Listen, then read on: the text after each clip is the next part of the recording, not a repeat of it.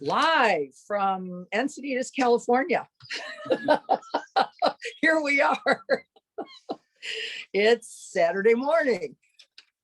Welcome, everyone. I'm so excited to be here. Like I do things, I always build the ship as I'm sailing. I rarely get it all together, and I just don't think it's possible, truly. And so I have stopped worrying about, like, how's that going to go? And it's going to go the way it goes. And here we are. We have Jim and Tom and Carrie and Rob and Mike Shook. I really want to, we're going to point the camera over that way so everybody can see he's real. He's real. The guru is real. Hasn't, not really at all. What a beautiful morning to start practicing once again our metta practice. Metta is a Pali word, just to review, that actually I'm choosing to use the word connection right now. Connection. And because we're outside here, the reality of this interconnection with everything. As I look over at Rob and Mike, I just saw a beautiful blackbird floating up into this gigantic eucalyptus here. One of the things, the point of metta for me is the getting bigger beyond our ideas about self, our ideas about aloneness, that we're singular somehow, that we're disconnected somehow, like that could even be possible. It's crazy, really. It's the greatest insanity.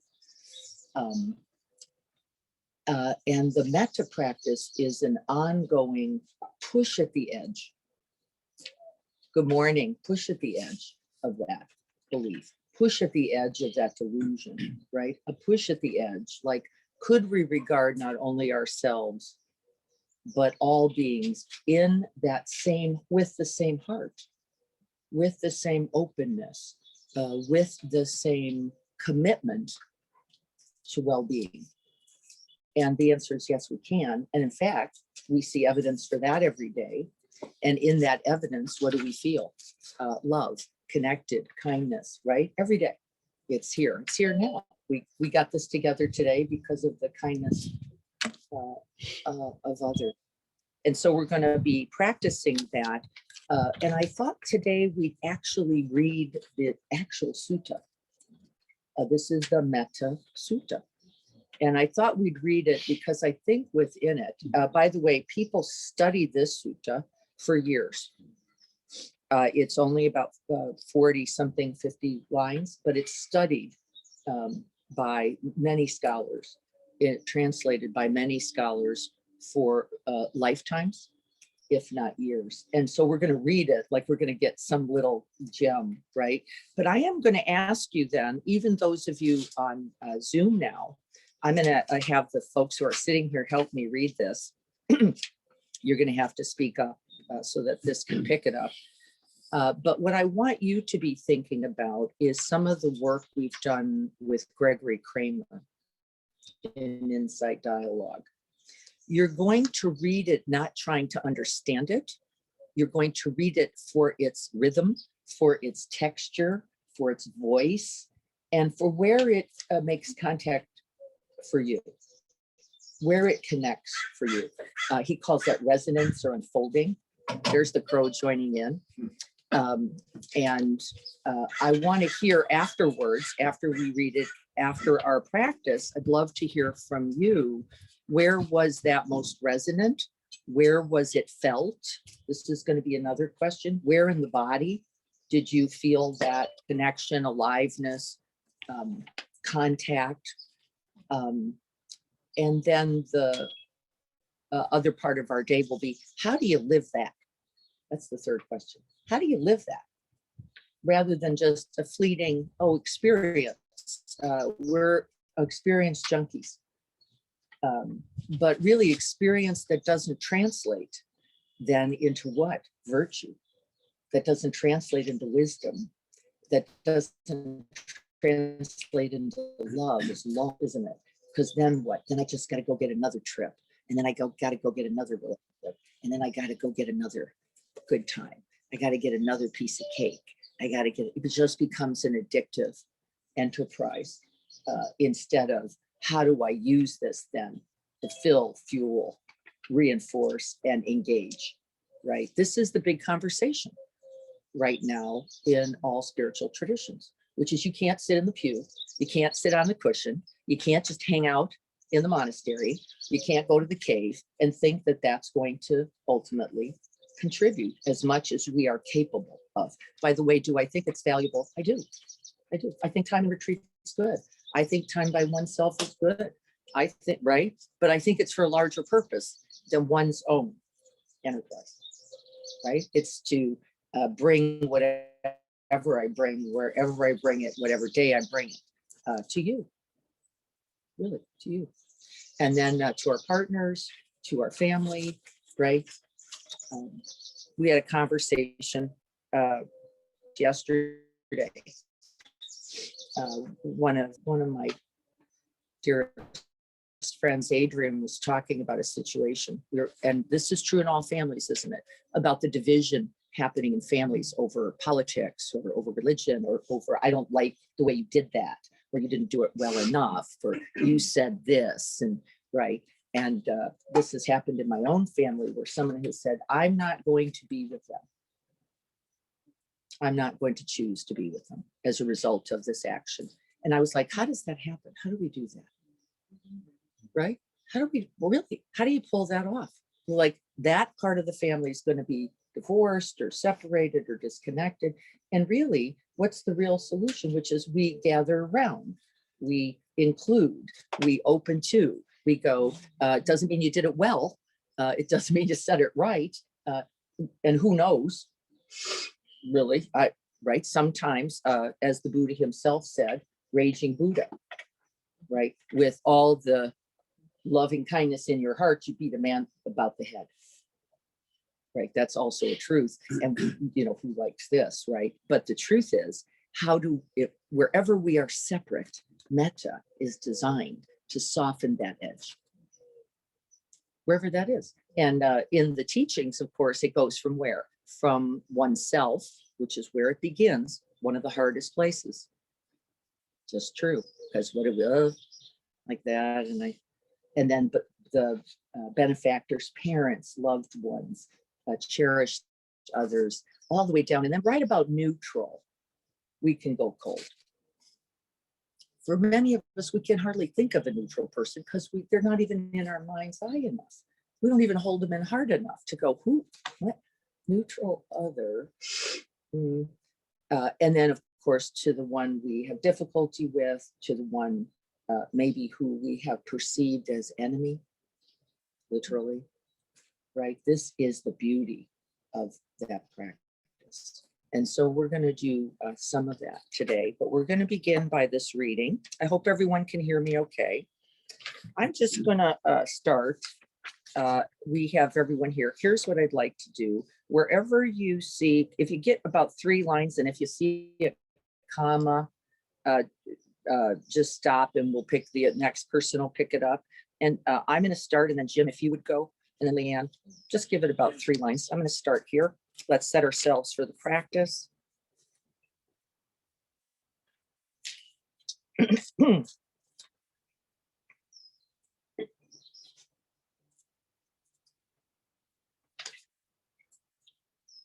And may we dedicate this practice today to all beings everywhere, without exception. You hear me use a line that's in the sutta, omitting none. Omitting none, not the enemy, not the neutral one, not the one I can't remember, not the one across the block, not the one across the world, right? We omit none in this practice. And we begin to expand the heart mind to include them just like this. Awakening us and freeing us all.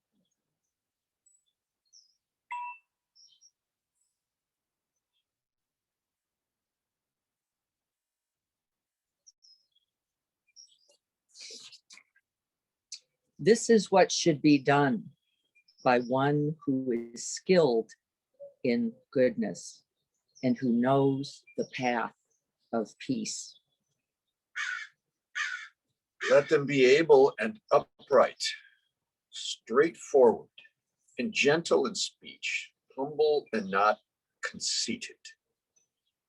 Contented and easily satisfied, unburdened with duties and frugal in their ways, peaceful and calm and wise and skillful.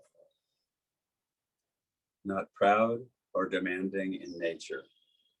Let them not do the slightest thing that the wise would later reprove. Wishing in gladness and in safety, may all beings be at ease. Whatever living beings there may be, whether they are weak or strong, omitting none, the great or the mighty, medium, short, or small, the seen and the unseen. Those living near and far away, those born and to be born, may all beings be at ease. Let none deceive another or despise any being in any state. Let none through anger or ill will wish harm upon another. Even as a mother protects with her life her child, her only child, so with a boundless heart, Should one cherish all living beings, radiating kindness over the entire world, spreading upwards to the skies and downward to the depths. Outwards and unbounded, freed from hatred and ill will, whether standing or walking, seated or lying down, free from drowsiness. One should sustain this recollection. This is said to be the sublime abiding. By not holding to fixed views, the pure-hearted one, having clarity of vision. being freed from all sense desires, is not born again into suffering. is not born again into this world, this samsaric world, not this world. Look at this. This is amazing. Into the world of suffering, which is what? Clinging, grasping, holding, self-centered, self-possessed, self-cherishing.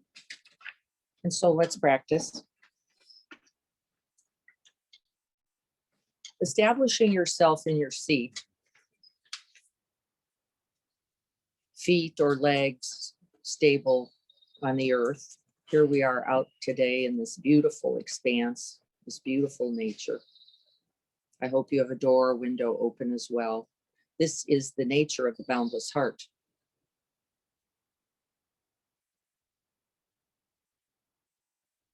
And before we turn our attention to our own bodies, to our own breath, let's just rest in the vast open space all around us.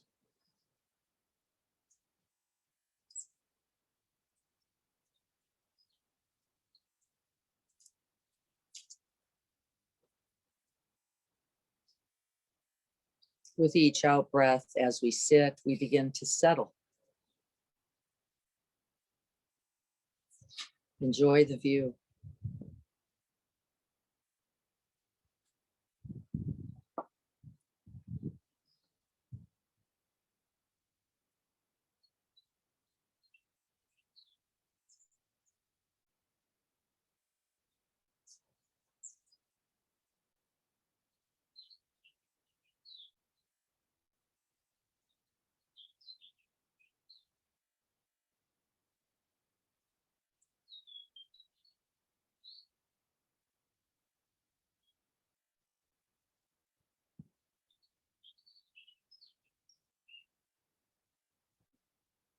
We can rest in the silence and the sounds that appear and disappear within it.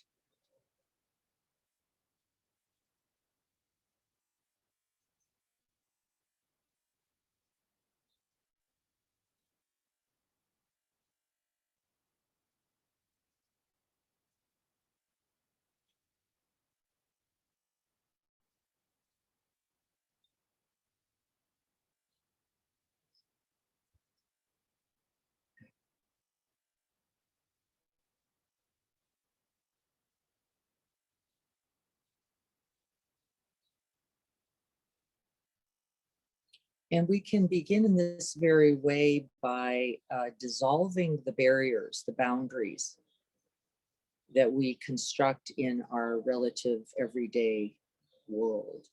We can begin right here with sounds, opening to sounds to the left and to the right, sounds forward and behind us.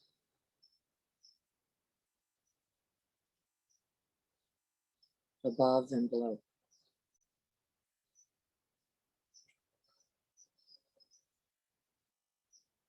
See if we can invite the unconditioned experience of simply hearing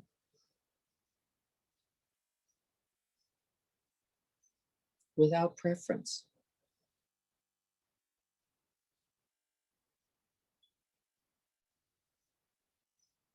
Noticing how the ears open to each sound. One exactly open like to the other.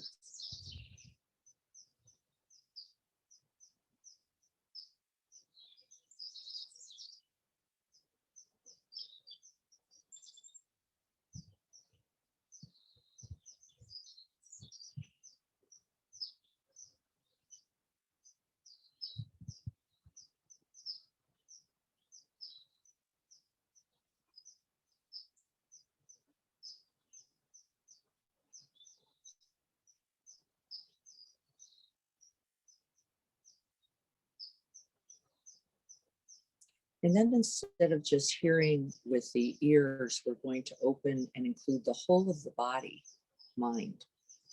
We're going to open everything, imagining every pore, every cell, the feet, the knees, the legs, the hips, the torso, the head, everything open, including sound as a part of the whole.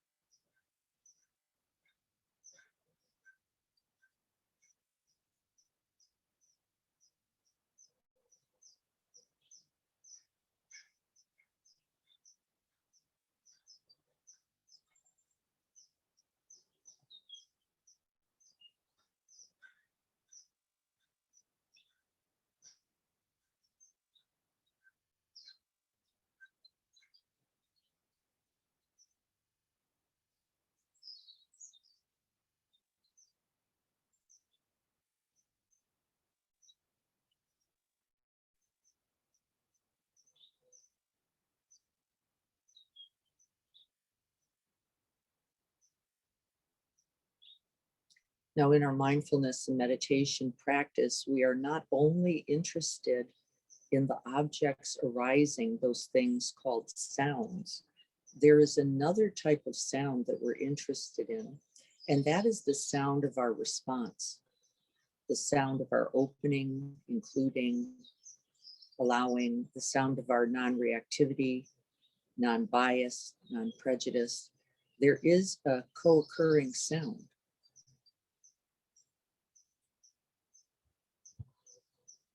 That in you which hears and responds. And the response that we're inviting here in our metta practice is the offer of friendship,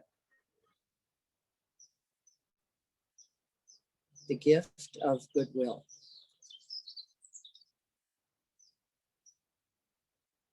Open-hearted inclusion.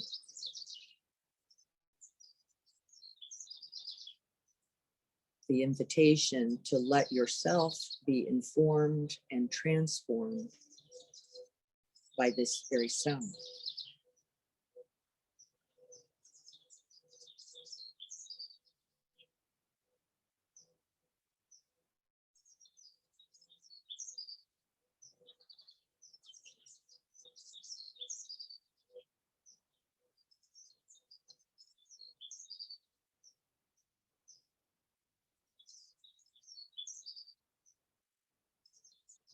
Our mindfulness practice is essential here because the first part of opening is recognizing the object.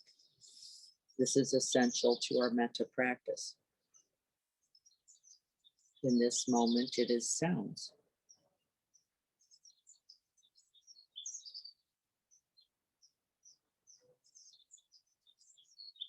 We begin by stabilizing the mind in the object, rising and passing.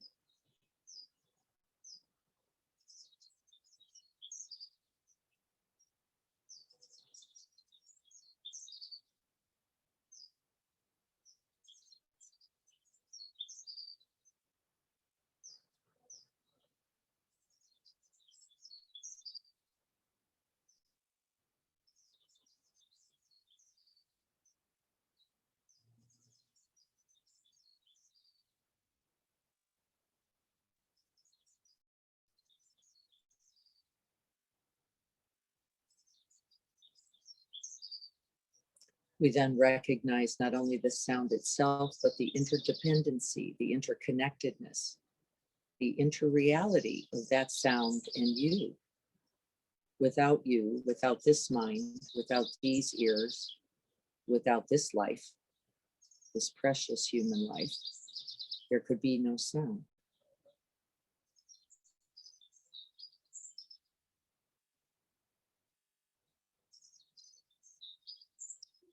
And so we open to that relationship and are glad. We can then take delight.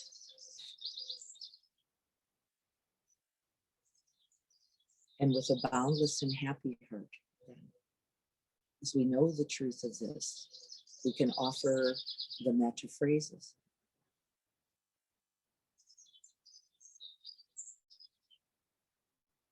From the heart of that interconnection, that interbeing.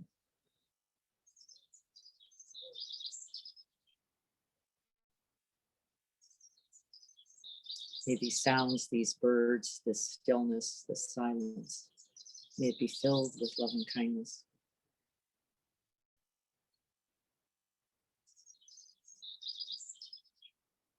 And may they all be well.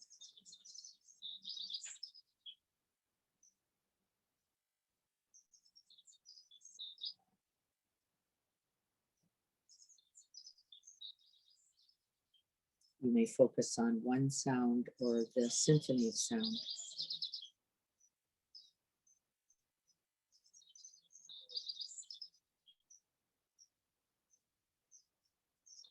May this bird, this sound, this silence,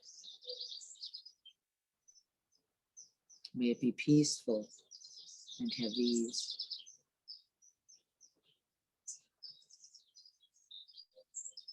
May they be happy. All those beings, all those birds, all those voices throughout vast time and silence. May we spread the goodwill, the good wishes of metta.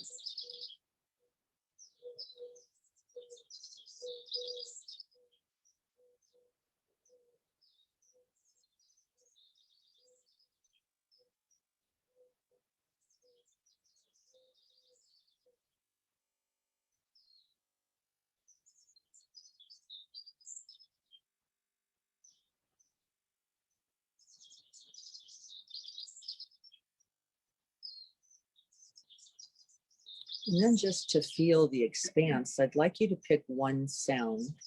And since we're outside here today, many of us, we're going to pick one bird sound. Just that one bird sound. You're going to single it out. You're going to place your attention there.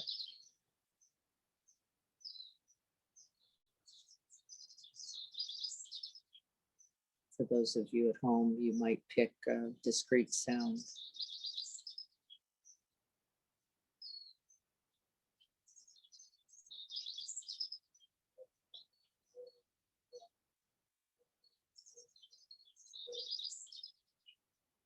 And just breathe with, be with that sound for several breaths.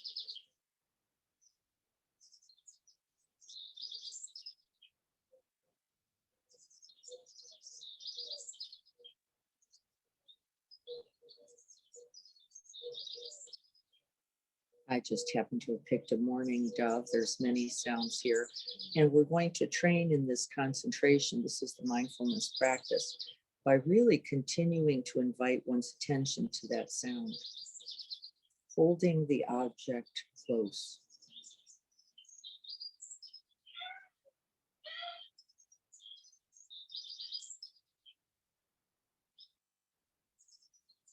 And when there is no sound, can you hold space for the sound?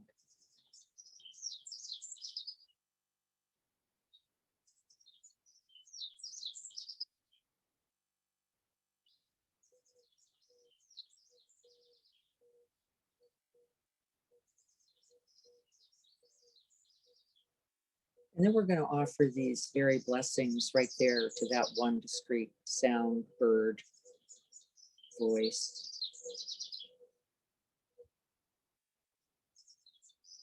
May you be filled with loving kindness. And may you be well.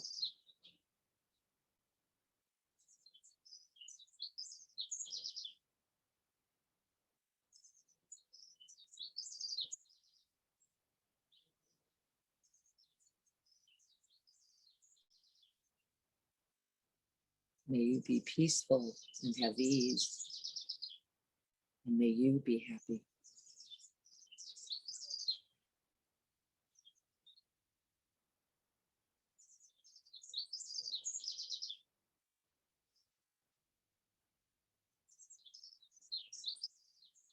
You can send those blessings with the breath. You can breathe in the sense of connectedness, that hearing. You can breathe it in and out. See how it works for you.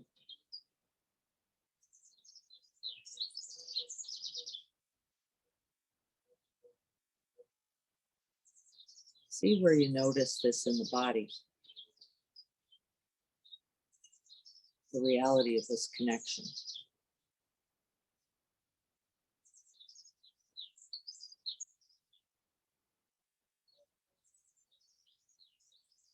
Just in the ears, somewhere in the heart, in the whole of the body, mind, being.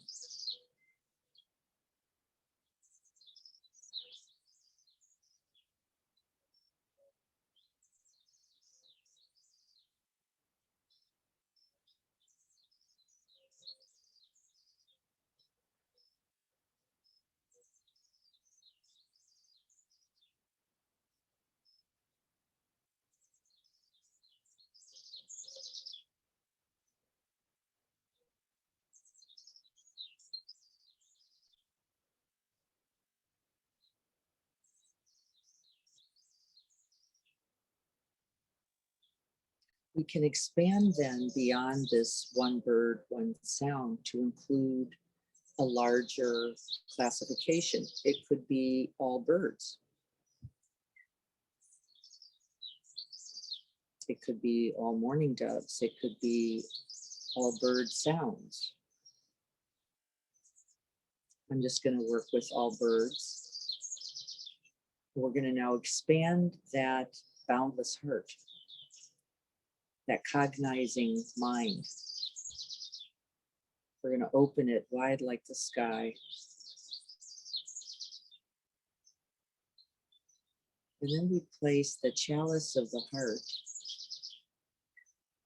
in and around all sounds. We invite them in.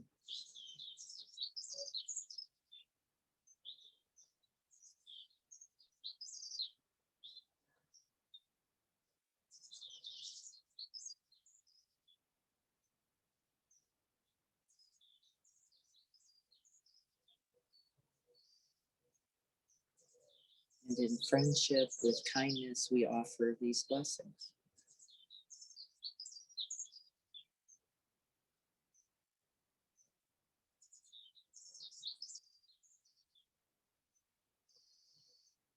May you all be filled with loving kindness. And may you be well.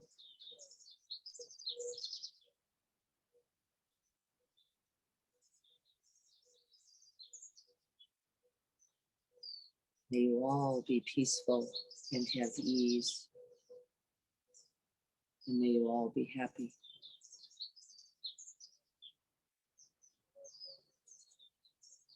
Making contact with that felt sense, whether it's something in the body, an emotion, whether it's just the phrase itself.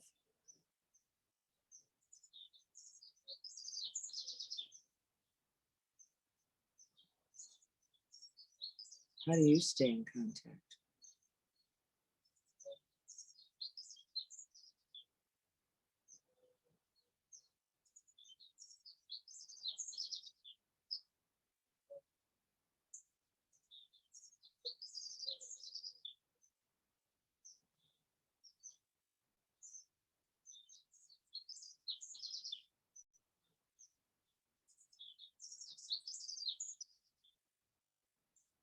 We could also expand beyond the bird sound to all those who can hear or all those who can't hear. As an example, all those who have the privilege of sitting in beautiful morning air, attending, listening, opening to sound. Just see where your heart goes.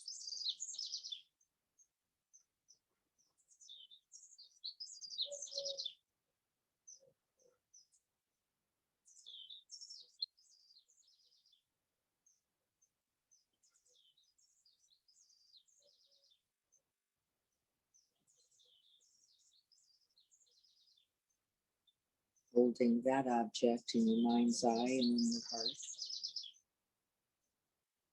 I'm just going with all things that can feel the vibration of those birds, all the trees, the earth, the minerals, everything that is touched by those sounds.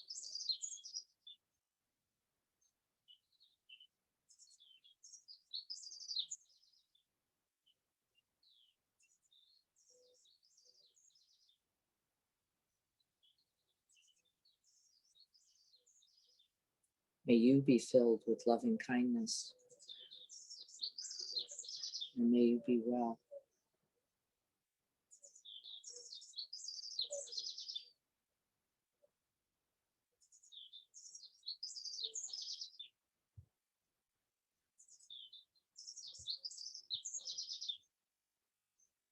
May you have ease and be peaceful. And may you be happy.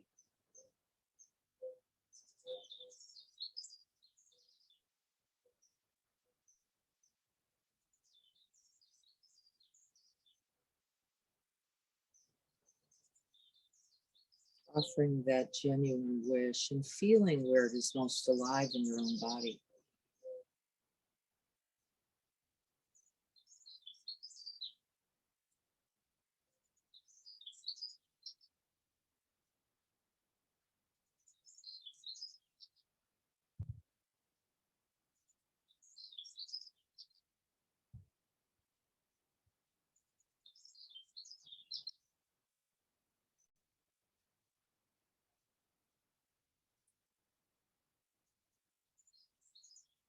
And then opening, including, and expanding a little bit more.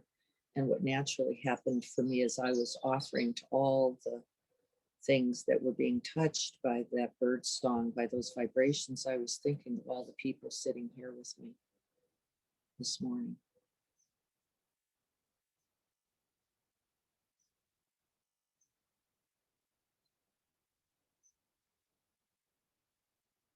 And I could place my gentle and kind attention on them.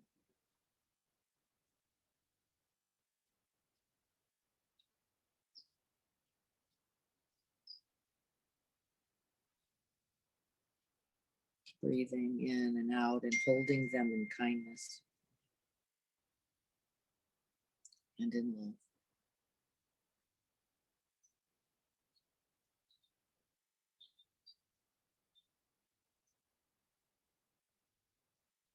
And then creating a picture, an image, or felt sense.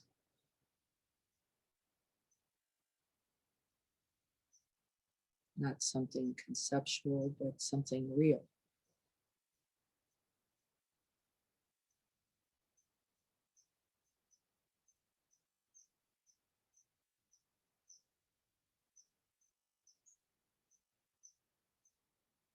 And then joyfully offering these blessings to them.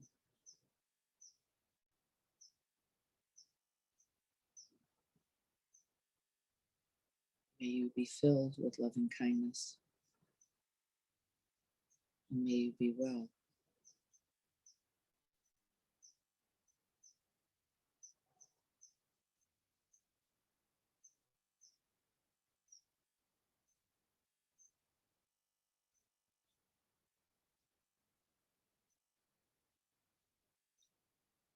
May you be peaceful and at ease. And may you be happy.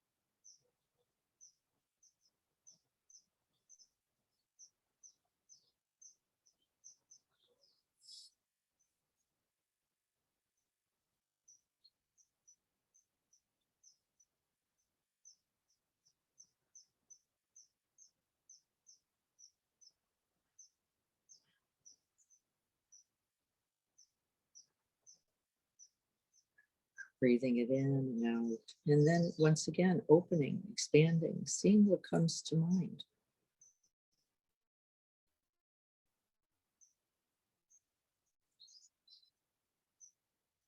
And for me, what just came to mind as an example only is all the people these people love.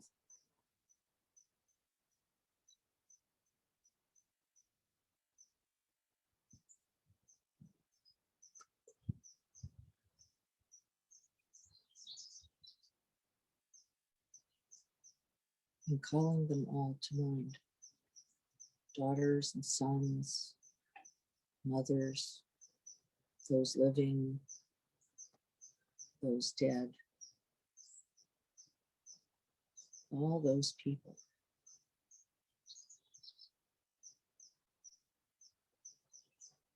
What these people love.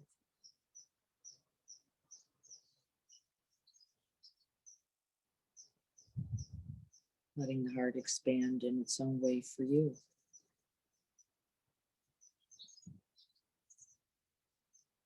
Feel its naturalness, its unconstructedness. There's nothing to fabricate, it just is happening.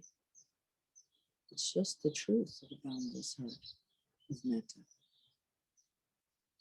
There's space and room for them all.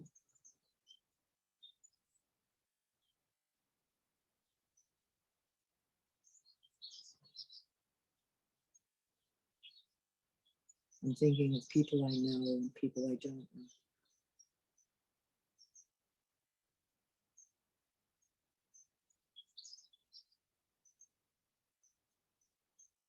All the people you love.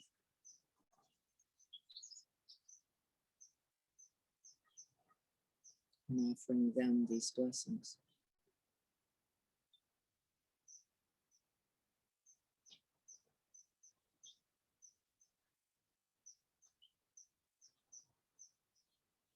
Touching into my own heart, touching into yours.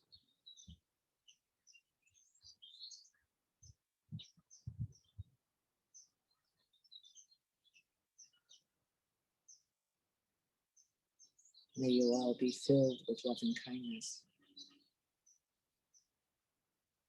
And may you be well.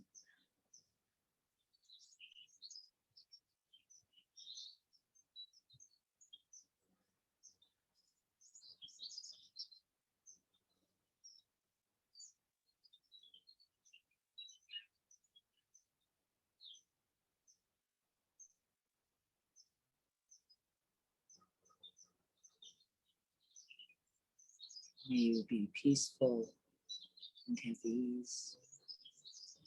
And may you be happy.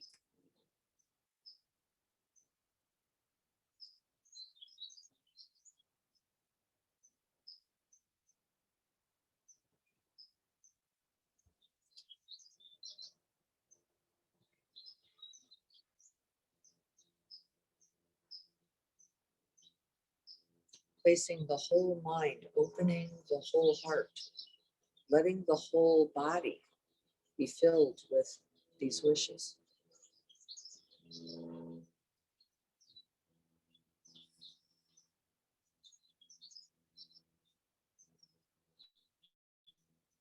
And then expanding one more time on your own. And my sense of radiance and boundless heart just is covering everything.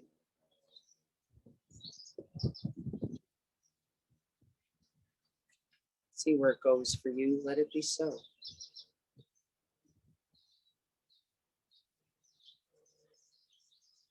All the people, all those people love. Everything under the sky. The whole of the world and beyond. What's the limit of your heart right now?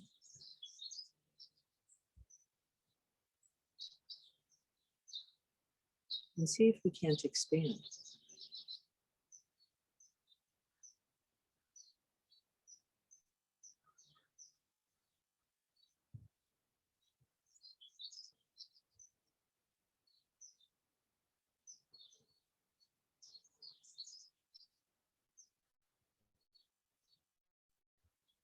And often at this point, what I notice is that the limit is not in the objects or the others.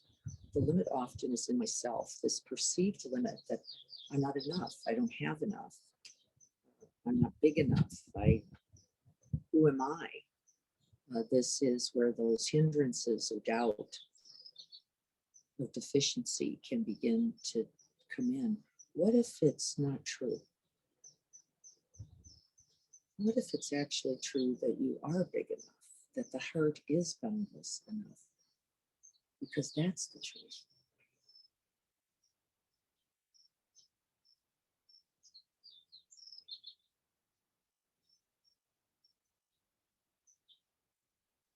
We radiate the heart in all directions, offering these blessings once again.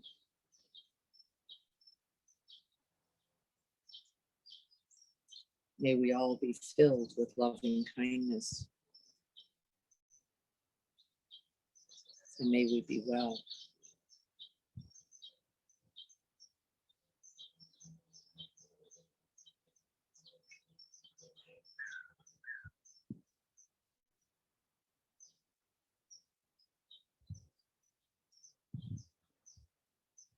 May we all be peaceful and have ease. And may we all be happy.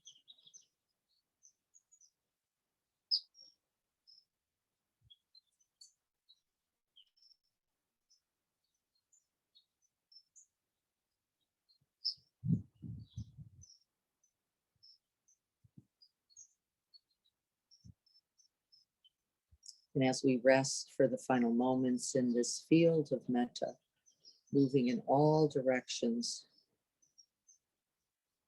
through all time, we make sure to include ourselves in these well wishes.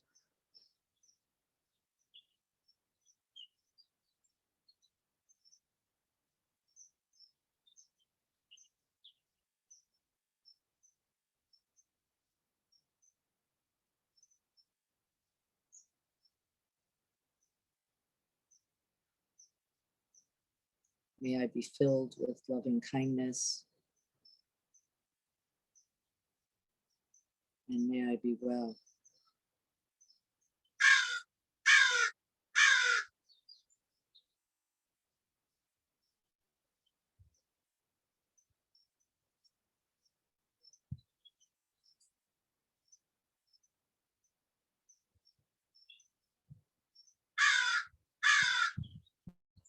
May I be peaceful and have ease. And may I be happy.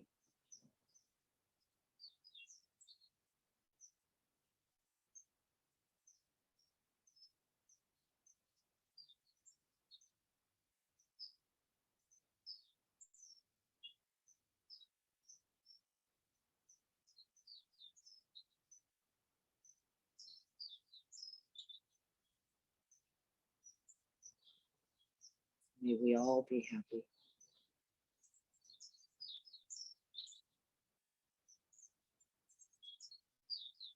May we all be free from inner and outer harm.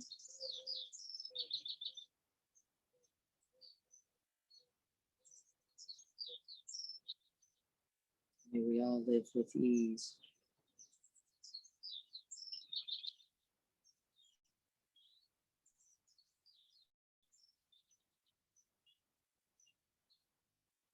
May we remember the truth of our own good hearts, boundless, vast, infinite, and open.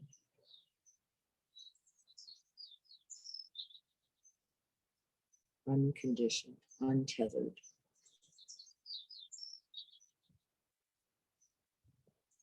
Radiant.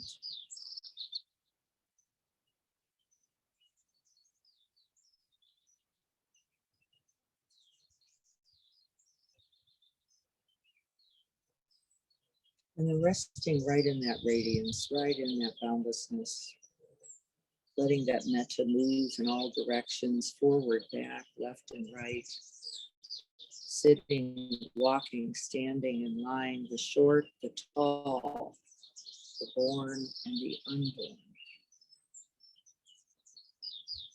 The unborn, those we don't even know, those that don't even exist just yet.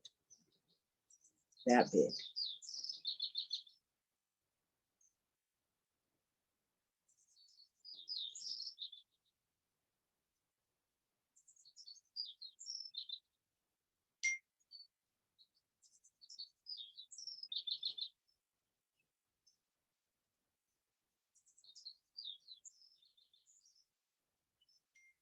And in that heart, all will be well, and all manner of thing will be well.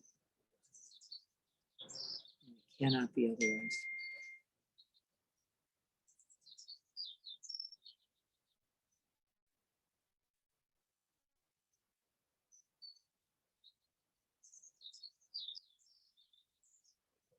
And may we live it into being, into reality, this very day.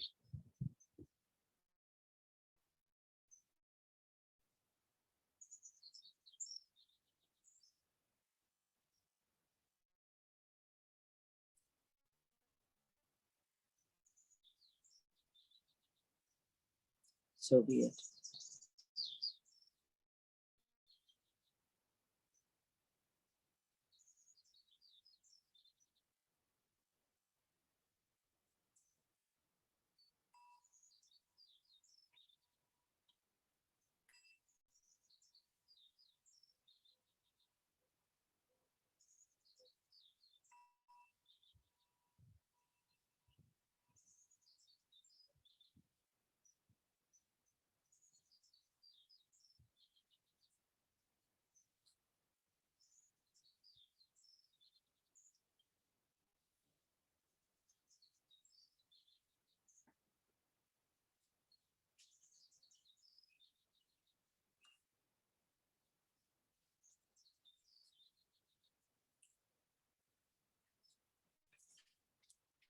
So I have some prisoners right here. Here they are. They're right here sitting with me. So I think I'm gonna try to move my camera a little bit so I can catch people.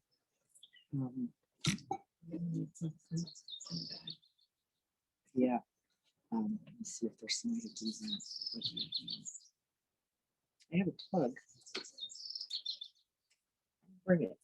I'm gonna go get that while you guys think about what was the experience of that boundless, expanding heart. We use the space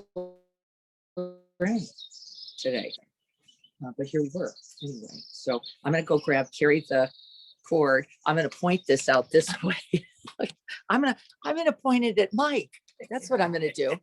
There we go. Push that over there to Mike. Mike can say what happened for him. Is it on you, Mike? Can you see? Yeah. Yeah, you got him. Okay, Where am I? you're right there. There is Mikey.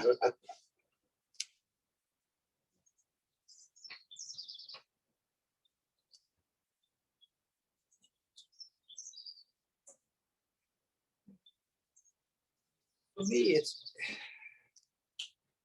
hard not to just be in a wider view.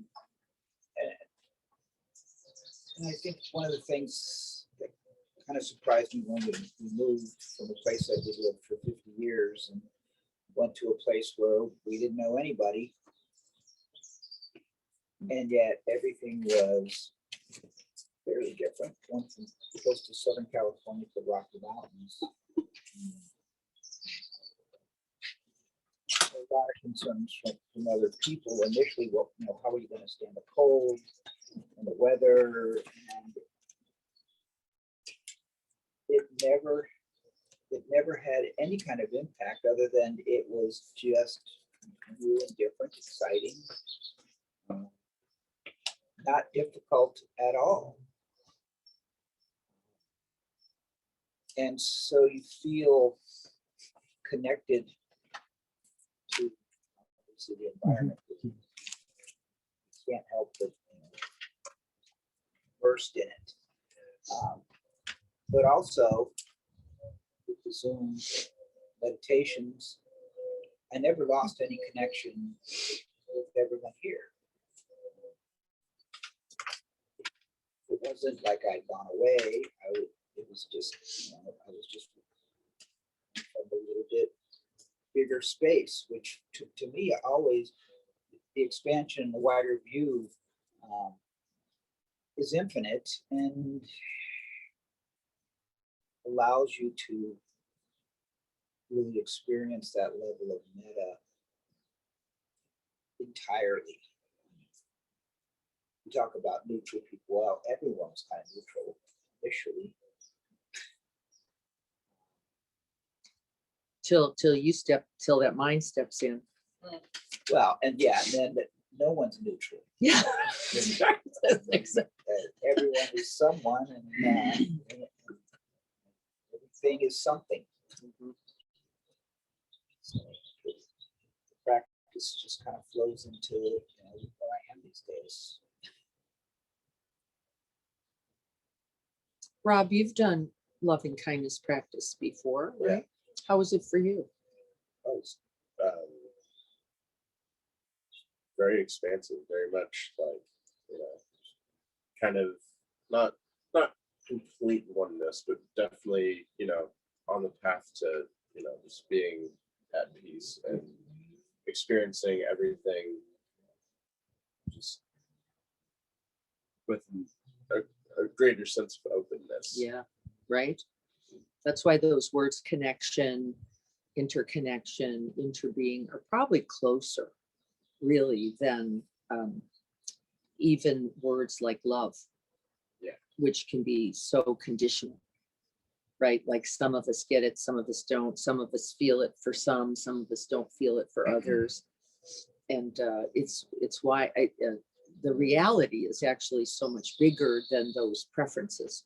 Yeah. And that's the feeling, right? What a great way to feel it today with the right sounds and traffic and real people. Yeah, with real people. So how was it for you guys? I'll flip this way.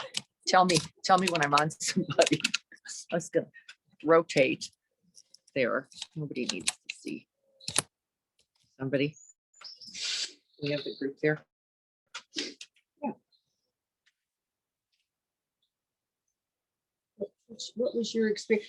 What did you think about this idea of me letting you open in the way your heart did, rather than directing that? Like what comes to mind next as you think? And I just shared mine, which was that one bird led to all the birds, and all the birds led to all the people who could hear the birds, and all the people who could hear the birds led to all the people here, and all the people here who I love led to all the people you love, which led to everything, right? And there's no one trajectory for that, is there? It could have been infinite, right? Singularity. Yeah. Right? Did anybody feel there's two things to notice, I think, in this practice. One is where the heart does open, And I think it's just as interesting where it doesn't. Right? Did anybody notice that? Like, oh, a little contractedness, you get a little jammed at places. This is really where we can also open. Can we open to our own contraction? Right? Can we open to our own confusion? Can we open to our own not liking? Our own, really not to feed it, not to go, that's legitimate, because that's, like really deadly. But can we just go, can I be open to the fact that right now, I'm not caring about the birds? I never really liked birds. Gosh, I even heard her say birds and I thought, why? Why does anybody, right? I just think it's hard. I think it's difficult. It's so abstract for me.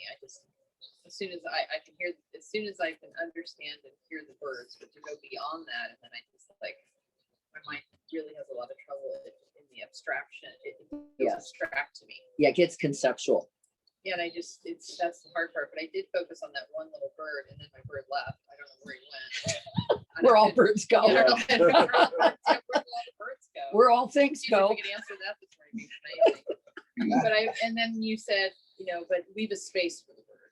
I thought, oh, thank goodness we've got something. Yeah. So I just kind of opened there to leave that space. Even though I really had no idea where the bird was, and I kept listening for it. Yeah. But I didn't go after it, but I kept listening for it. So, but I do have trouble with this whole abstraction. I always have to, which may be kind of a control thing. Like I just gotta analytically have a feeling, or not just feeling, but like understand what I'm opening to. And Yes. really, that's the thing. I really don't really need.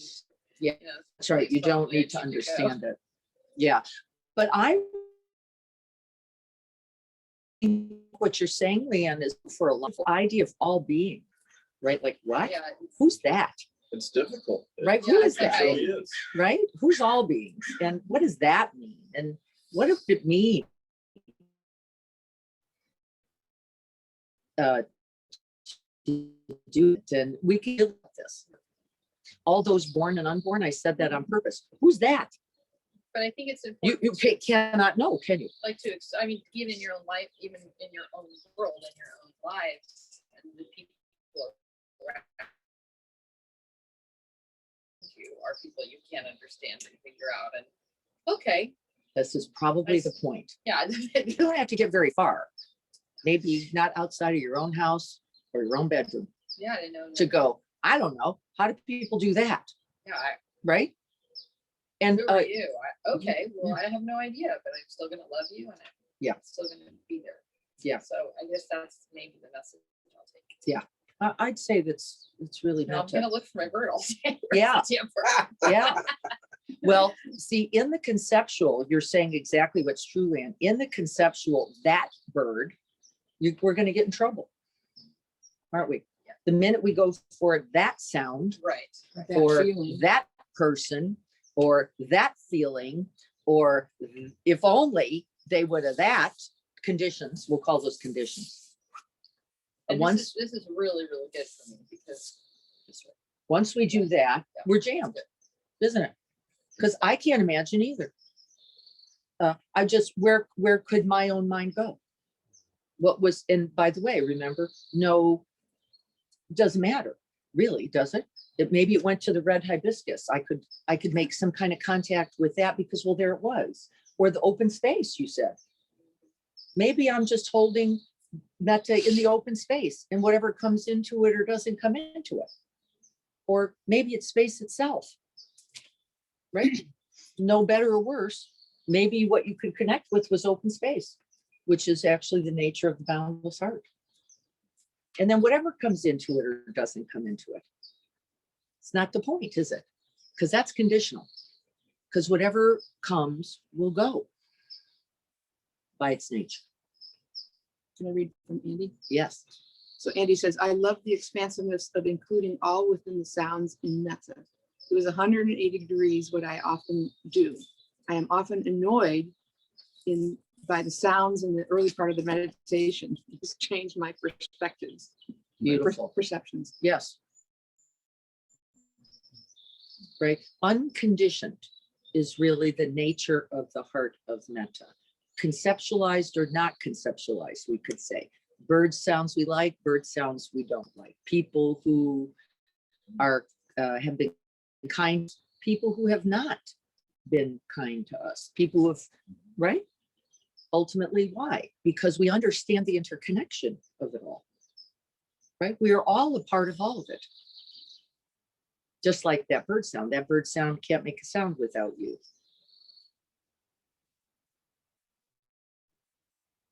Right? We're all a part of all of it. And so all aggressions, as well as all love, right here, right here.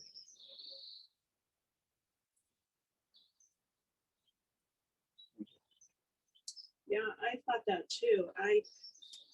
In my workplace, I'm exposed to lots of type of people. And on the spot, I sort of have to prepare for anything that could be said or happen.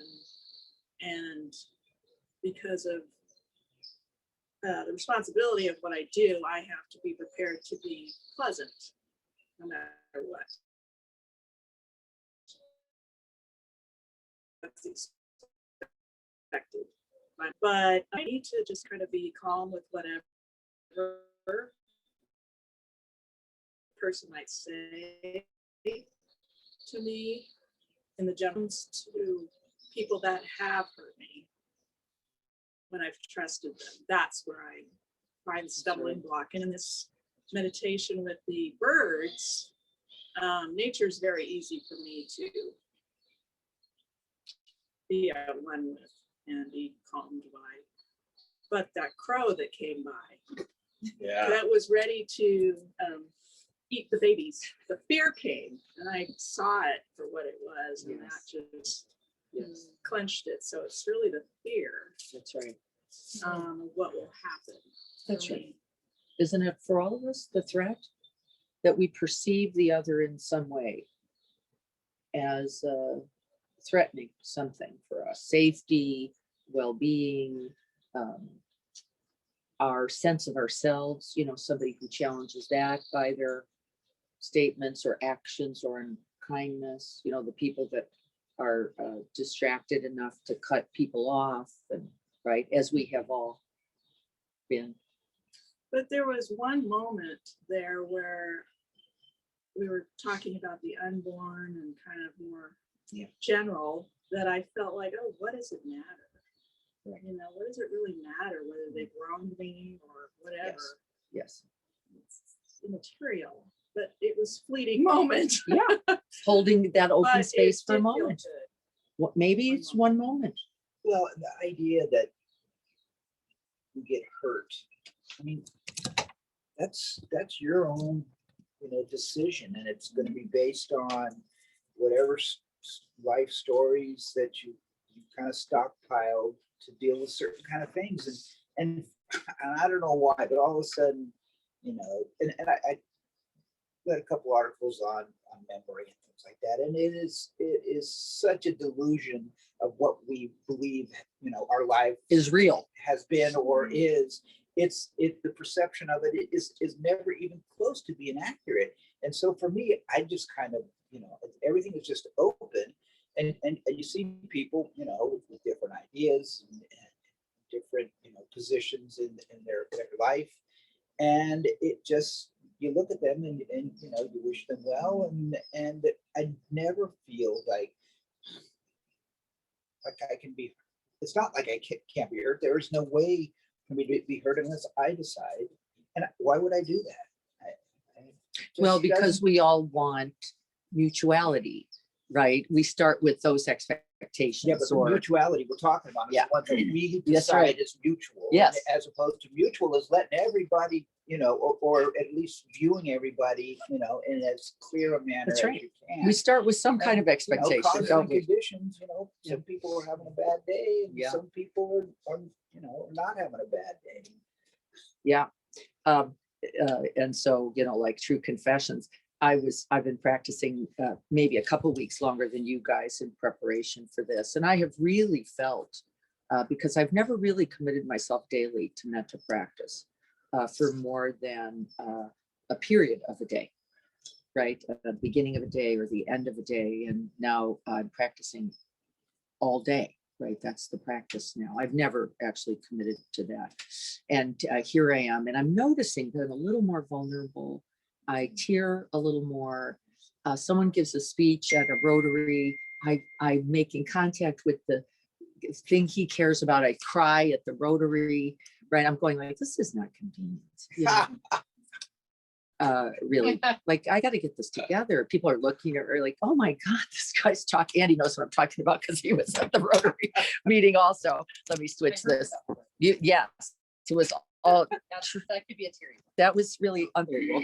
And that's not my confession. The truth is that's the right softening, opening, dissolving, right? Like, can I feel for all of this? Dissolving the armor. Dissolving the armor.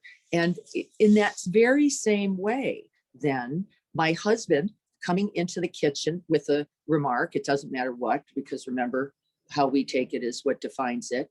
And I swear at him like I haven't probably sworn at him since I was 16.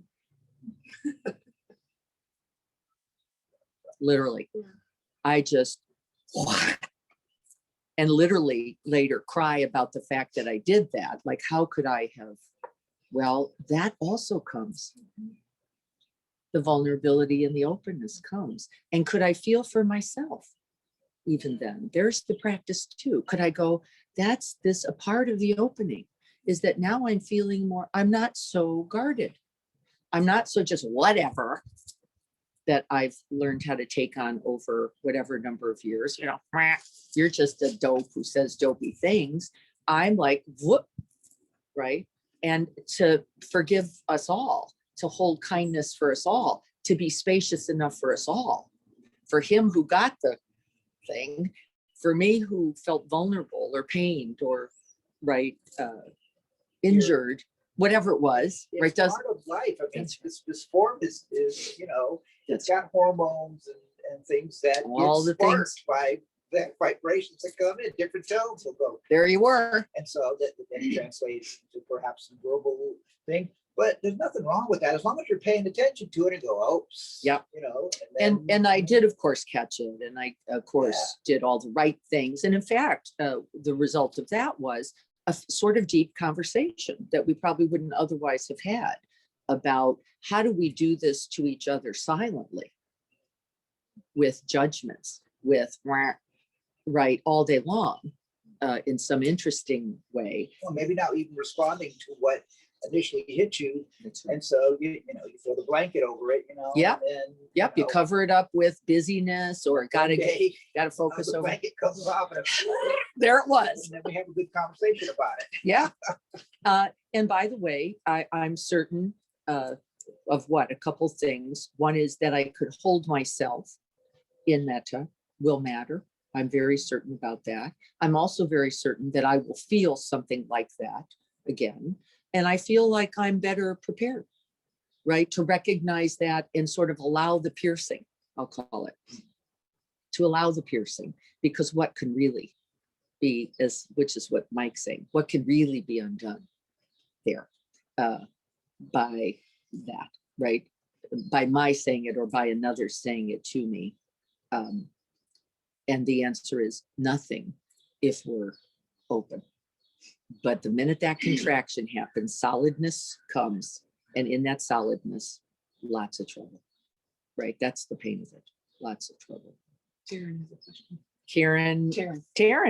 Taryn, you have a question? Hi, I just wanted to Let me see if I can put this up a little bit so I can hear you. Can you hear me? I'm going the wrong direction, Taryn. So no, of course Okay. now let's see. You speak up and I've turned it up. How about now? Can you hear me? Doesn't sound like it. Yeah. Yeah. Oh, yes. Okay. I just have to Yes, go in a I can minute. hear you. Okay. But I wanted to thank you for the practice. This is my first time practicing with the Metta Sutta since becoming a mother.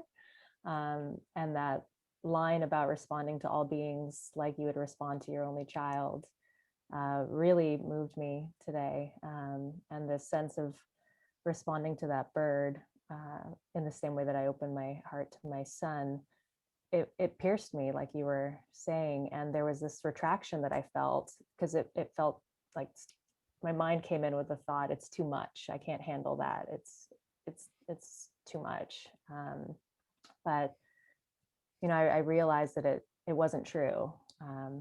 I just kind of had to get bigger to be able to hold it. And I felt myself wanting to retract, like my body going in, like, no, it's too much. And then as I kind of sat forward and opened up my shoulders, I felt there was more room in my body and in the space around me.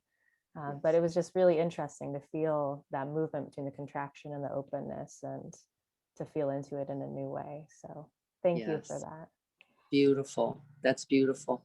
You know, one of my first retreats with Jack Cornfield at Mount Madonna, he was just getting divorced. Like, I think just like probably on the drive up, I think there was a difficult decision. And I was trying, you know, there was a kind of veneer over him that is not his nature.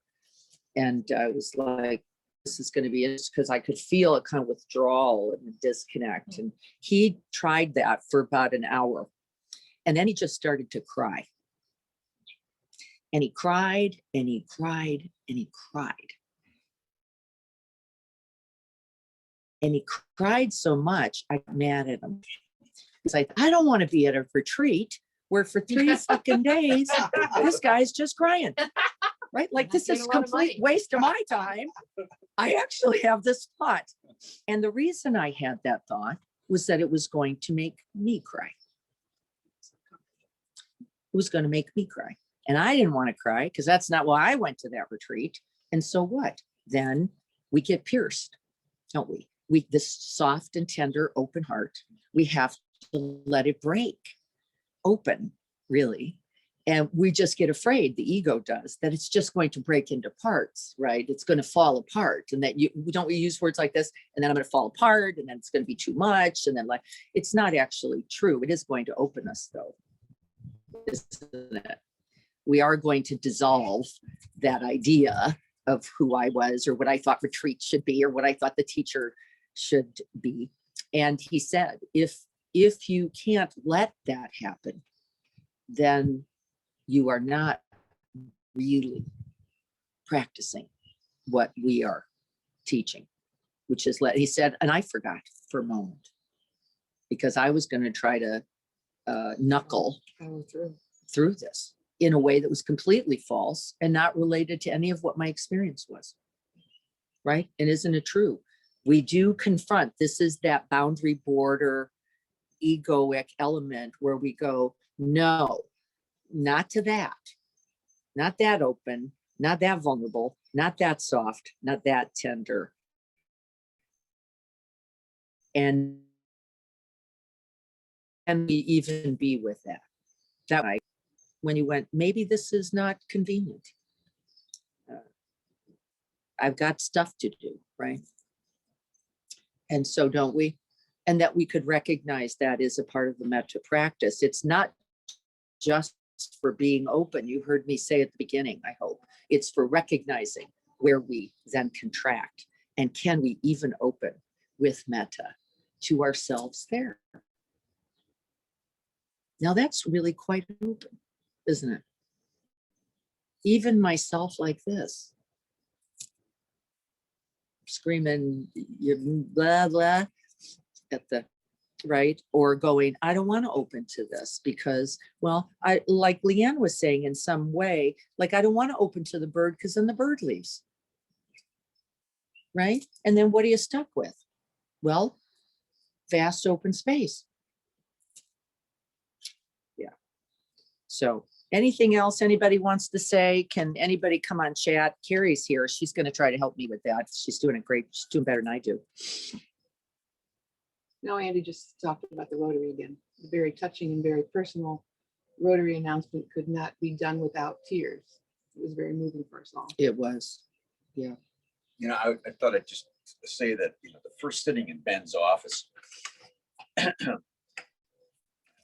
get comfortable challenged, but then very quickly, we got a visit from a garbage truck. That's right. And, We're still talking about that We garbage. truck still talk about it. 13 years later. and you know, what's amazing is very quickly, it didn't bother me, and as it should have. We would have missed it. Yeah, it was right there. It was picking up the Duca, as we were fond of saying at the time. It was right at the, I mean, feet from us. Yeah, that's right. And so can you recognize what you don't open to? Can we be as friendly as that? Not just glossing over or, right, going dead or writing it off, you know, all the ways we do. Can we actually allow the experience, the bird there, loving the bird there, and then feeling the loss or feeling confusion or feeling like that's not really the way I wanted it. Right? And being open to ourselves in that experience. That's truly the metta practice. And then you begin to see that we have to bring metta into everything, because otherwise open to what and why. Open to, that's right. That's right. Lots to learn right in its midst, right? Lots to learn in its midst. If you guys would, if you would just take a minute to write, because it's to Carrie now, write to Carrie the parts that worked about this, the parts that didn't work about this, the parts we might want to work on. We're going to keep working on this. This is kind of a discovery and a skill building opportunity for us, by the way, as well.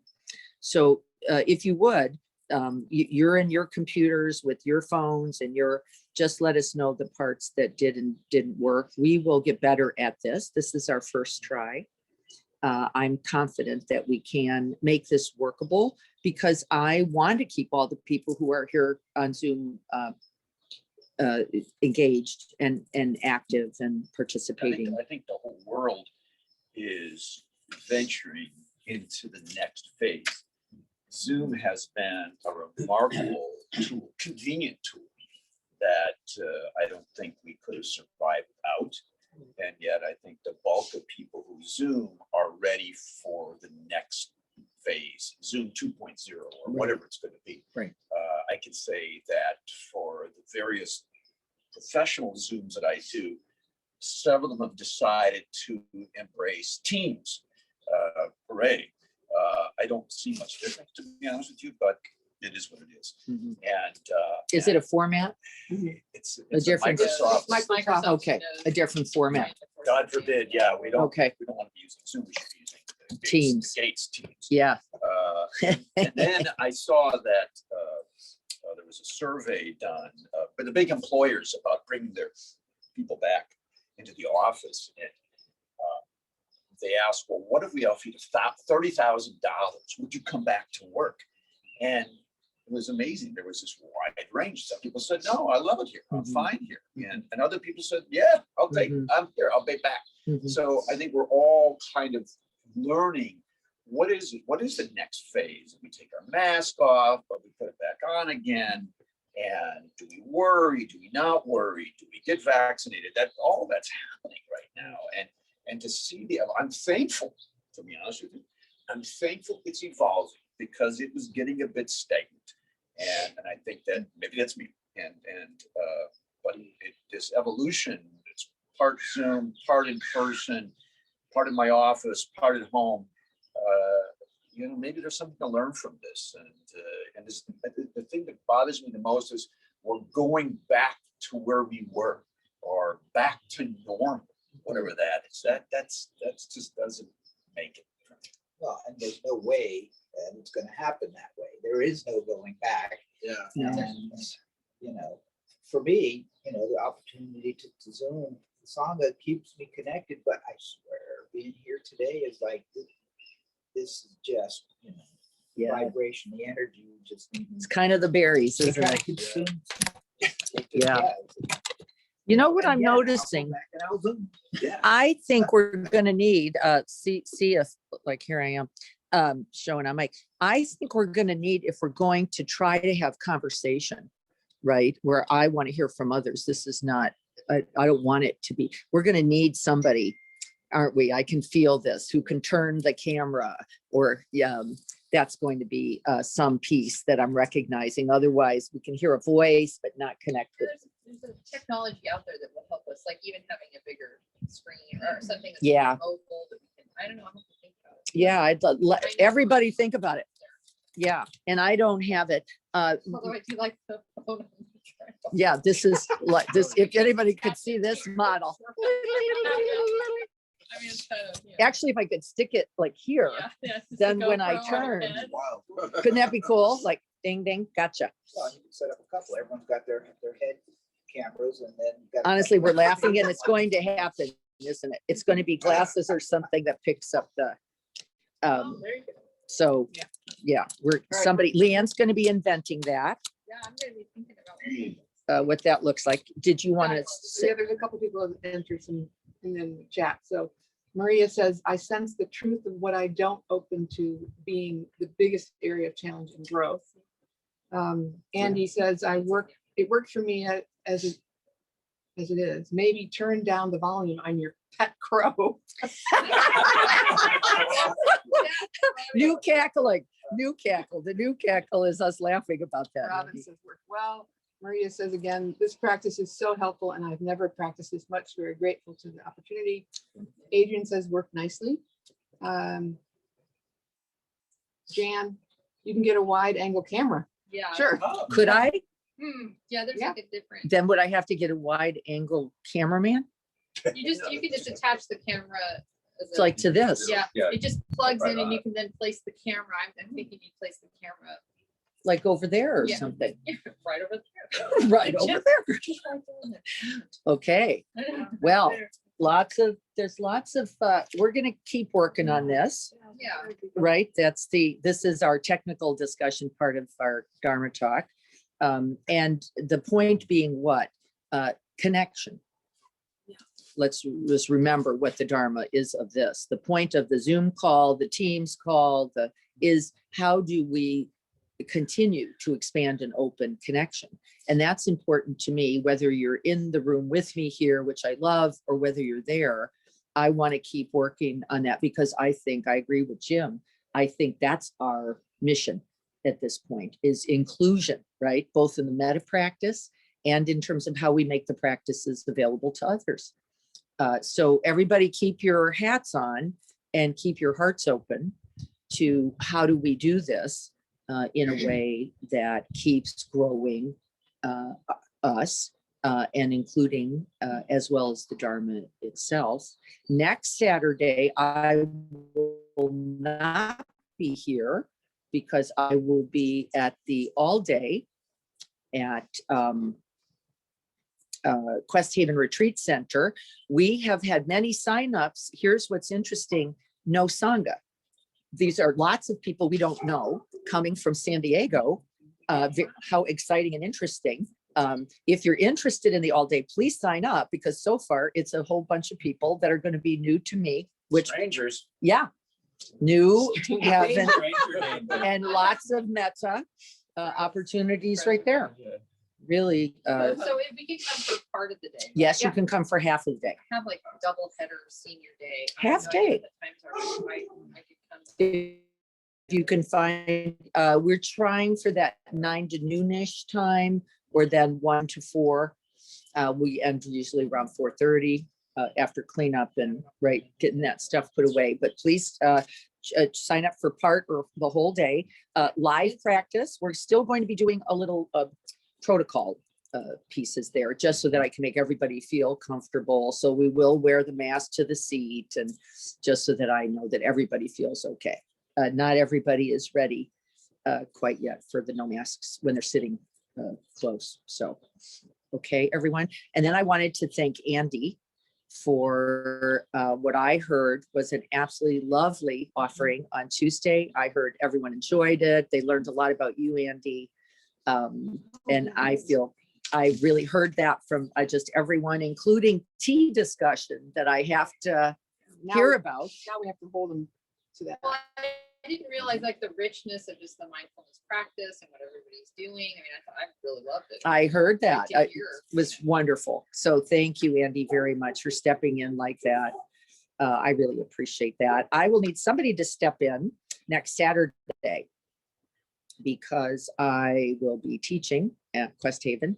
So if there's somebody who would like to make an offering, let me know. We'll talk about it and work it out. Make sure that happens.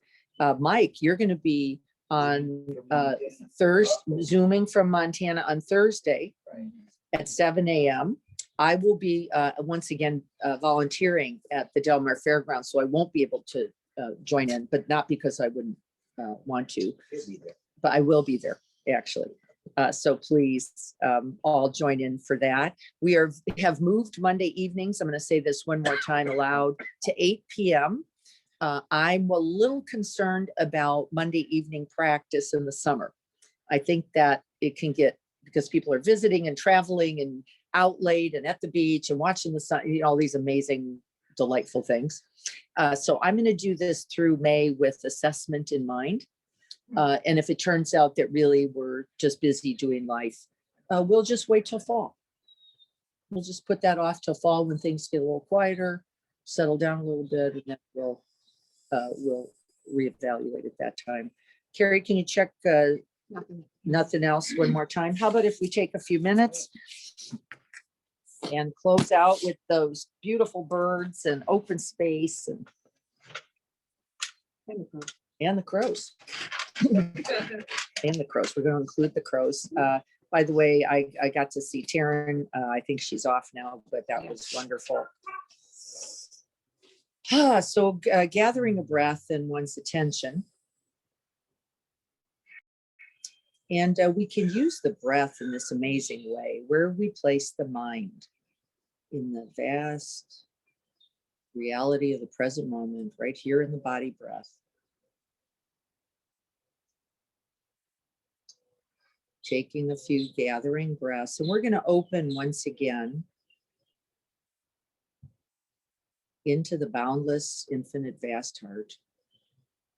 And for whatever reason, those sounds just got like triple volume, vibrant. Whether it's the sound of the birds, the sound of the cars, the sound of my voice. Can we create space and room? And the very space creating is a form of metta.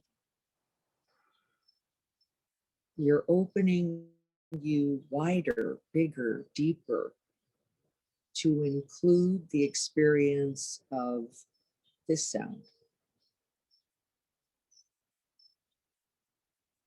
And then the reality of the interconnection is that once we let it in, it becomes us and we become it.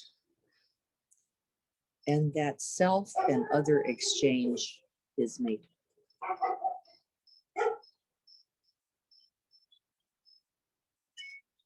And just as I wish to be happy, may you be happy.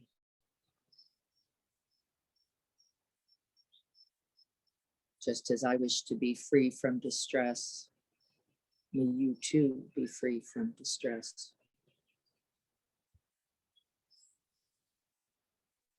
Just as I wish for ease of being, may you, just as I wish to awaken to end the suffering of the world, may we all awaken.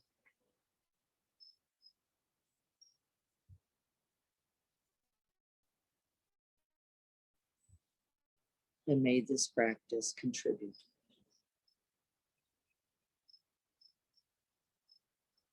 So be it.